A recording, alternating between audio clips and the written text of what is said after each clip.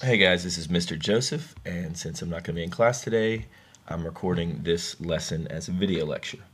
So you should have the section 5.5b notes on your desk. That's what we're going to go over. I want you to take a look at this opening paragraph here. It reminds you that in the last section we were looking at the function y equals e to the x, an exponential function with a base of e, and that is a really convenient base to have an exponential function in. Even if you were sort of annoyed by it or confused by it in pre-calculus, the reason that's very useful in calculus and very convenient actually is because it's its own derivative. So the derivative of e to the x with respect to x is itself e to the x, and that makes it very easy to work with. Well, what about other bases, exponential functions with other bases? How would we differentiate those? Like, for instance, the question posed here is, how would we find the derivative of 2 to the x with respect to x? Okay? And that's the question that we're going to try to answer here in the first part of the notes. And before we do that, let me start by just presenting sort of a simple concept to you. Consider the number 81. I can write that number as, say, 81 to the first power.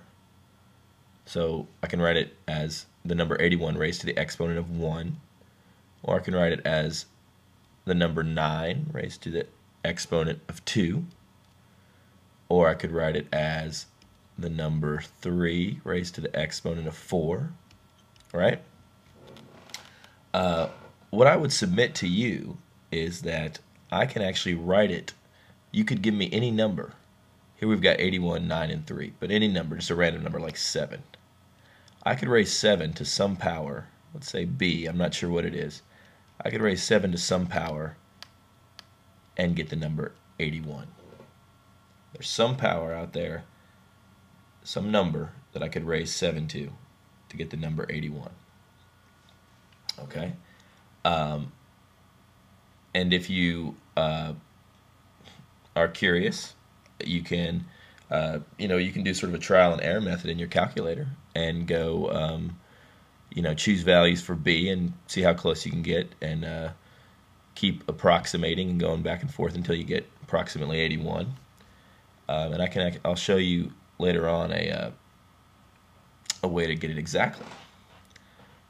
Okay, but with that idea in mind, let's go back to the notes.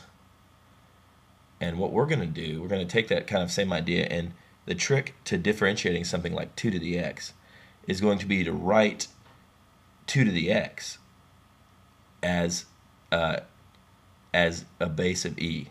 So basically we're going to be writing the number 2 as e to some power, just as, like I was saying, we can write 81 as 7 to some power.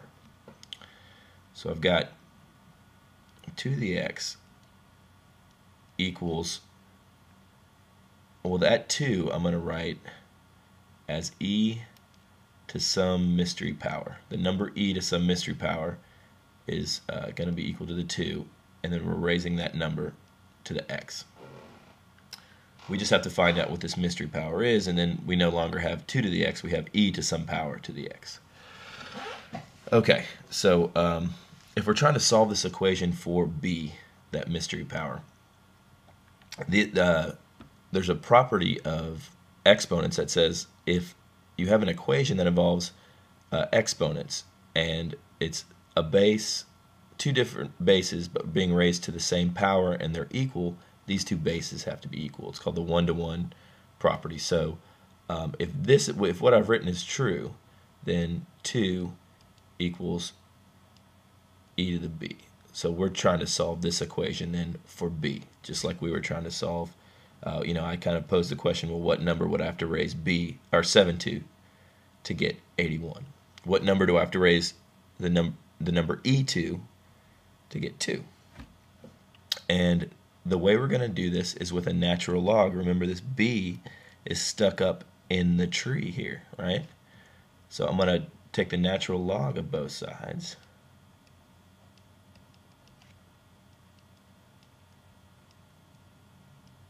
Okay, and now that the log's there, the b can go ahead and climb on down, right? Get to ground level. So now my equation looks like ln2 equals b times ln e. So we exploited that property of logs that allowed us to bring that exponent down up front. Now ln e is one of those things we're supposed to have memorized. The natural log of e is just equal to 1. So we've got ln2 equals b. ln2 is a number, and it's actually that mystery number that we have to raise e to get the number 2. Okay, ln2, it's a number you can approximate in your calculator. It's actually an irrational number. You can approximate in your calculator. And if you raise e to that power, you can go ahead and try it.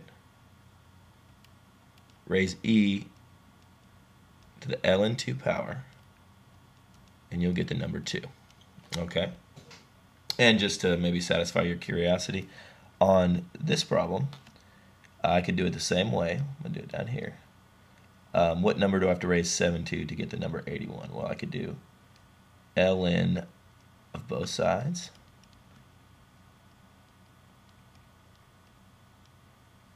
Right? I can bring the exponent down.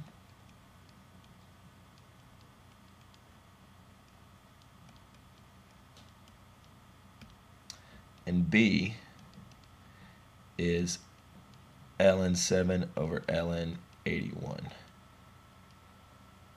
So what number do I have to raise 7 to get the number 81? What's the exact number that I raise 7 to? It's ln 7 over ln 81. Well, that's a weird number. You wouldn't have guessed it probably, but put it in your calculator, see if it works. Do 7 raised to this power, and you'll see that it equals 81. Okay. So how is that going to help us differentiate these? Well, if you go back to the notes here, so you would have been writing that stuff in this little space. This is actually how we define, this is how they define exponential functions in general. A to the x is defined by e to the ln a x. So if you look here, that to show you how that corresponds to what we have here, they're writing 2 to the x, just like we did, as e to the b, well that's ln2, e to the ln2